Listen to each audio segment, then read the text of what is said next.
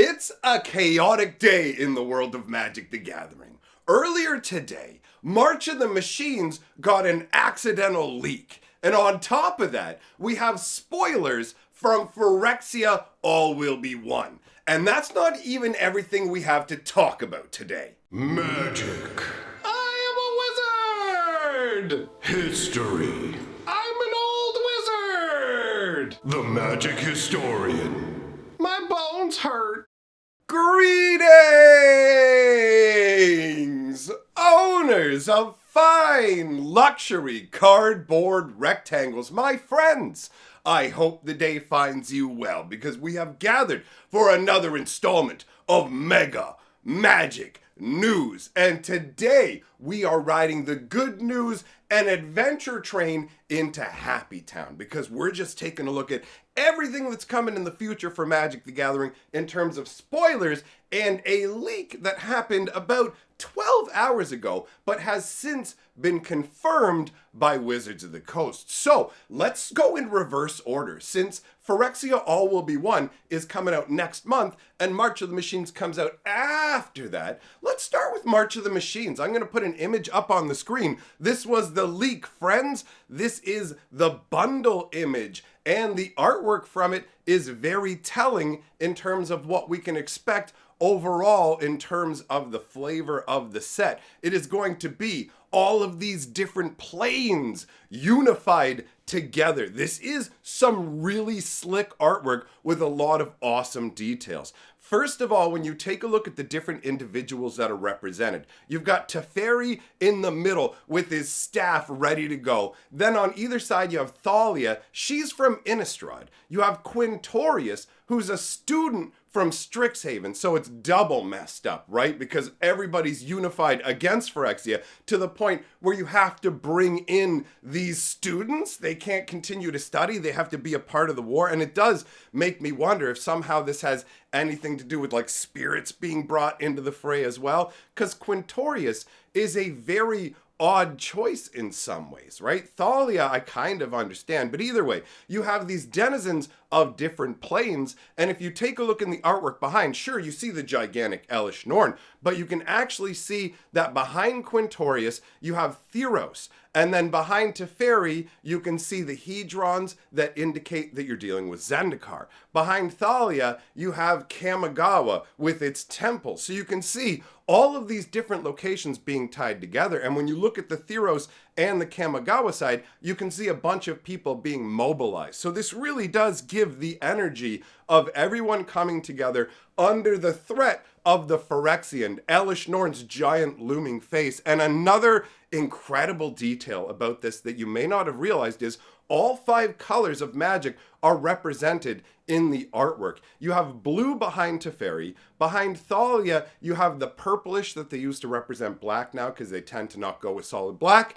And then you have the green behind Quintorius. You have the red and white actually being represented by Elesh Norn's head and face. That is a really interesting and epic design choice. So this is a fun leak that was indeed confirmed when Wizards did their stream later on in the day and revealed this image. So it was originally accidentally put out on Amazon early and we got a treat as a leak and now we know that it's full on confirmed. That out of the way, let's turn to talking about what's going on with Phyrexia All Will Be One. And let's just dive in with Elesh Norn, the main attraction of the set. And rightfully so. Elesh Norn is a very interesting creation, right? She is essentially the leader of the Phyrexians now. The old Phyrexians that were under Yawgmoth are pretty much non-existent. We now have this new era of Phyrexia that, when you really boil it down, feels far more threatening and dangerous than the previous iteration of Phyrexia. Take a look at the Dominaria United story, for example. The Phyrexians are far more dangerous. So I like the way that we've stepped up here. This Elesh Norn is a wild card. It's only 1 white and 4, so you don't even need double white like the previous version. And you get a 4/7 legendary Phyrexian Praetor. I love that Phyrexian is a creature type now. It has vigilance And if a permanent enters the battlefield under your control and it has a triggered ability, then you get to trigger that ability a second time. So just like Panharmonicon, in fact, Reddit already dubbed this card, what was it, Panharmomicon, which is pretty amusing, you have to admit. So you get a double effect, just like the Panharmonicon, but like all of these Praetors, you get a symmetrical style deal, and it's pretty insane. The other part of the effect is permanents entering the battlefield don't trigger their abilities if your opponents control them. So it goes, yeah, you can double up your abilities, and it shuts off all of your opponent's permanents entering the ability field. Whoa, okay, I'm getting a little tongue twisted because honestly, I've only read this card a few times, and my brain, when I get to the second ability, stumbles over how powerful it feels. I've played against things like Hushbringer and other shut off your ability style cards, but they tend to just go, I'm going to do your creatures, I'm going to do your artifacts. Elish Norn shutting off the abilities of all of your stuff when it comes into play is absolutely wild from a power standpoint, and from a flavor standpoint, it's a really epic choice because the idea behind Phyrexia all will be one. The story hasn't been revealed yet, but I feel pretty comfortable saying that what's going to go on is Phyrexia is going to take over a good chunk of the multiverse. Wait until we talk about how many planeswalkers are going to be completed, because we'll talk about that in a second. But anyways, Elish Norn gives this feeling of inevitability. I stop your stuff from coming into play, giving you bonuses. I get to double down on my... It's like a home field advantage where you get no bonus, I get double bonus. That's wild. And the artwork on the card is absolutely incredible. They went to great lengths to make sure that they got an epic piece, and it really does capture the essence of what Elish Norn is, because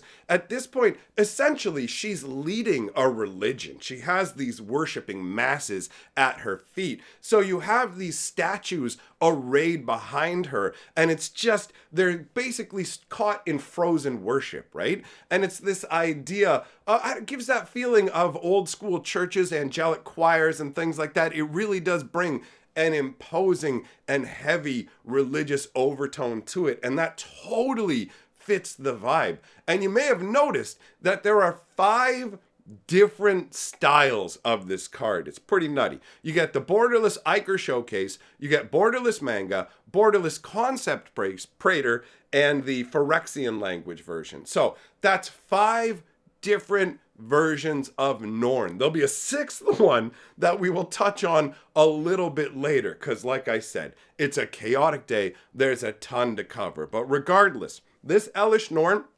absolutely epic. It's not the only card that was spoiled, but because of the sheer amount of news we have to cover here, I'm going to talk about the spoilers and secret lair cards and stuff like that over on a live stream tonight on my other YouTube channel. And I actually just released a video there today talking about Magic proxies, whether they're good or bad, and actually looking at some proxies. So if you're interested in seeing that, I'm going to leave that video linked at the end of this one. And you can also subscribe to the channel to make sure you don't miss the live stream tonight, where we take a look at a whole bunch of the newly spoiled cards, because there are some planeswalkers to look at. There are some characters. There's concept art for stuff like Venser. Venser is now a Phyrexian. That's all I'm going to say. I'm going to leave that bit as a teaser. If you're into the flavor, it's absolutely wild. So let's move on to the next thing we're going to talk about, which is 10 planeswalkers involved in Phyrexia All Will Be One. You can see the full lineup here. We've got Jace, Kaido, Kea, you've got Koth. Koth is back. Koth is alive. You may not even know Koth if you weren't playing back in the day, but it basically goes like this. Karn created the world of Mirrodin to be his own kind of haven. It got turned accidentally into New Phyrexia. Koth was a planeswalker dude who lived on Mirrodin and refused to give up the fight against Phyrexia, and it looked like he made an alliance with one of the Phyrexian Praetors, and it worked out somehow. The resistance was able to survive. So Koth has returned, and surprisingly, he's uncompleted. Now, beside Koth, you have Luca. Then we've got down at the bottom, you have the Wandering Emperor, you've got Vraska, you've got Tyvar, you've got Nissa, and you have Nahiri. So we have these 10 different planeswalkers. Here's the deal. By the end of this set, by the end of the story, 5 of these planeswalkers will be completed. We've been told straight out half these planeswalkers are going to be Phyrexianized, which is absolutely amazing. Now, they spoiled the Koth card, and he's not completed, so there's really just 9 other options. Who is it going to be? I feel like the one slam dunk that everybody can say is Luca. Luca feels like a really obvious choice because nobody likes Luca. He didn't make an impact in Ikoria. He didn't really make an impact in Strixhaven, although they did actually change him a bit, make him a little more interesting. But really, he didn't do that much. So I feel like he's an easy choice for that as well. Jace would be a crazy choice to complete, but I feel like they're not going to do him.